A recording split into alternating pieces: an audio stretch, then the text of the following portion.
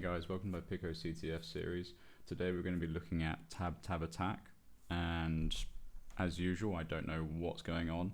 I'm kind of thinking tabs versus spaces, but I don't know, that doesn't really make sense to me. Oh, tab complete, okay. So in the terminal you can for example, you have tab completion. So if you do like grep and press shift, you can get like different options, so that makes sense. Using tab complete in the terminal will add years to your life, especially when dealing with long rambling directory structures and file names. Okay, let's download that, shall we? So again, we're on the VM, so I'm comfortable downloading stuff and running stuff. You should never run stuff on the bare metal, which I'm sure I've mentioned. We have the unzip utility. Didn't have Vim, but I've got unzip. Okay. Oh, I think it's encouraging. I think this this challenge is encouraging us to use tab autocomplete. So if you do like this, yeah, you can just press tab to print stuff out. So that's fine. What is it? It's another ELF file. Okay, so we can just run this maybe. Okay.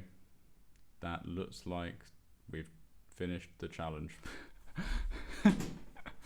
I don't know, man. That's just that's very simple. Another way you could, instead of having to tab to get to the file, you could probably just do something like find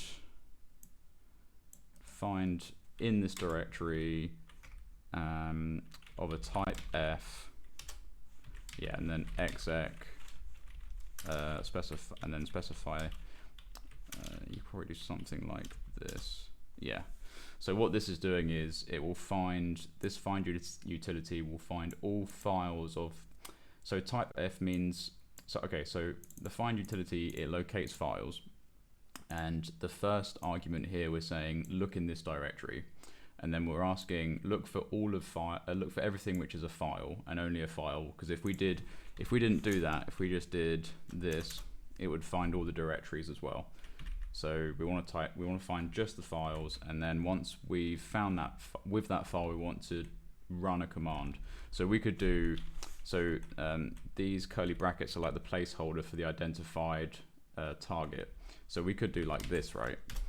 And it will just echo the identified file location, or we could do like ls like ALH, and it will give us information about the file. But what I wanted to do really is just to execute it. So we just specify the placeholder for the identified target, and it will execute it if it finds something. If there was nothing in there, if we removed the file like so, in fact, it would have been better if you can use find to do that as well. So let's do that. Unzip it again. We'll find. Okay, so it's run the file again. Instead of executing it, you can just remove it. So we could do like I think it's delete. I think it's delete. Yeah. So you can do look in this directory of look for files, and if you find it, delete it. I'm pretty sure. Everything else will still be there, but let's double check. Yeah, that's still there. Okay, if it wasn't there, if it was like a non-existent directory, you'd get an error, so we know it's there. Okay, so let's submit this flag and see what happens. My suspicion is that it will work. Yeah, and the other thing I could have done is I could have also, let's just delete this again and unzip it. I could have also done like grep picoCTF, which is obviously a partial string for the flag, and if I'd specified the directory which was extracted by the zip, we would have got the answer, right? Here we go. It's also there. So like I said in my last video, grepping for the for the flag sometimes works, and it seems to be working a lot at the moment. Okay, so that was tab attack. I hope you've enjoyed this shorter video. My suspicion is that these videos will get longer as the challenges get more difficult and interesting, but for now let's just get through this, and hopefully you'll see me in the next video. Goodbye.